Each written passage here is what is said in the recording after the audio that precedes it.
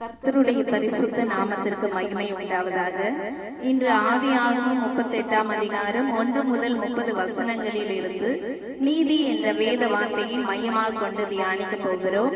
இந்த அதிகாரத்தில் என்ன வேத வார்த்தை சொல்லப்பட்டிருக்கிறது என்று சுருக்கமாக காண்போம். யூதா தன் சகோதரரை விட்டு அதுல்லாம் ஊரான் ஆகிய ஈரான் என்னும் மனிதனிடத்தில் போய் சேர்ந்தான். அங்கே சூவாய் என்னும் கானானியனுடைய குமாரத்தியை விவாகம் பண்ணுகிறான். அவனுக்கு 3 ஆண் குழந்தைகள் பிறக்கிறது. யூதா தன் மூத்த மகனுக்கு தாமார் என்னும் பேருள்ள ஒரு பெண்ணை விவாகம் பண்ணி வைக்கிறான். அவன் கர்த்தரின் பார்வைக்கு கொள்ளாதவனாய் இருந்ததினால் கர்த்தர் அவனை அழித்து போட்டார்.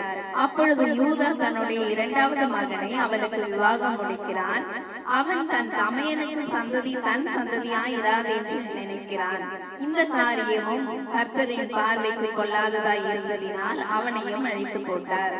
பின்பு யூதா தன் மருமகளாகிய தாமாரை நோக்கி, நீ உன் தகப்பன் வீட்டிலே கைப்பெண்ணாய் தங்கியிரு என்று அனுப்பிவிட்டான்.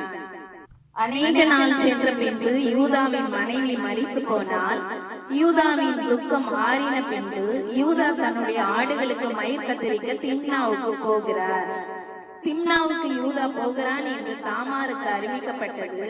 அப்பொழுது அவள் தன் கைப்பெண்மைக்குரிய வஸ்திரங்களை களைந்து முக்காடிட்டுக் கொண்டு திம்னாவுக்கு போகிற வழியில் இருக்கிற நீரூற்றண்டையிலே உட்கார்ந்தாள்.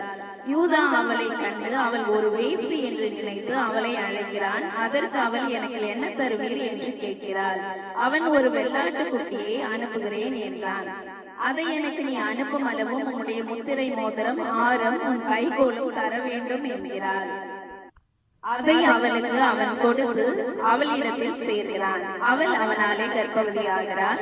ஏறக்குறைய 3 மாதம் கழித்து உன் மருமகளாகிய தாமார் வேசித்தனத்தினால் கர்ப்பவதி ஆனாள் என்று யூதாவுக்கு அறிவிக்கப்பட்டது. அப்பொழுது யூதா, அவளை வெளியே கொண்டு வாருங்கள், அவளை சுட்டெரிக்க வேண்டும் என்கிறான். உடனே தாமார் தன்னிடம் உள்ள முத்திரை மோதிரம் ஆரம் கைகோல் யாருடையதோ அவனாலே நான் கர்ப்பவதி ஆனேன் என்று சொல்லி அனுப்புகிறார். யூதா அவைகளை பார்த்தறிந்து, என்னிலும் அவள் நீதி உள்ளவள் என்றான். அவளுக்கு பிரசவ காலம் வந்தபோது கர்ப்பத்தில் 2 ஆண் குழந்தைகள் பிறந்தன. இந்த அதிகாரத்தில் நாம் பார்க்கும் பொழுது யூதா தன்னுடைய மருமகளை குறித்து சொல்கிறான். என்னிலும் அவள் நீதி உள்ளவள் என்று சாட்சி பகிர்கிறான்.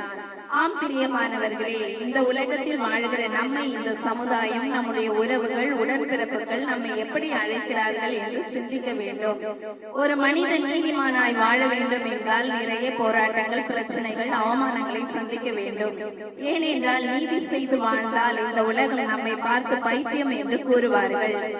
இந்த உலகத்திற்கு இணைந்து வாழ நினைப்போம் என்றால் நீதி நியாயங்கள் ஈடுபட்டுவிடும். ஆகவேதான் கர்த்தர் நம்மை பார்த்து சொல்கிறார், இந்த உலகத்திலிருந்து வேறு பிரிக்கப்பட்டவர்கள் என்று கூறுகிறார். வேதத்தில் கூட ஒரு வசனம் என்ன சொல்லுகிறது என்றால், ஏசாயா தீர்க்கதரிசன புஸ்தகம் 58ஆம் அதிகாரம் 8வது வசனத்திலே, உன் சுக வாழ்வு சீக்கிரத்தில் துளிர்த்து உன் நீதி உனக்கு முன்னாலே செல்லும், கர்த்தருடைய மகிமை உன்னை பின்னாலே காக்கும். ஆம், நாம் வேதத்தில் உள்ள கட்டளைகள், நியாய பிரமாணங்கள் இவற்றை கை கொண்டு வாழ்ந்து வந்தால் நிச்சயமாக நாம் செய்கின்ற நற்காரியங்கள் மூலம் பின்வரும் நம்முடைய சந்ததியை கர்த்தருடைய மகிமையினால் ஆசீர்வதித்து வழிநடத்தும்.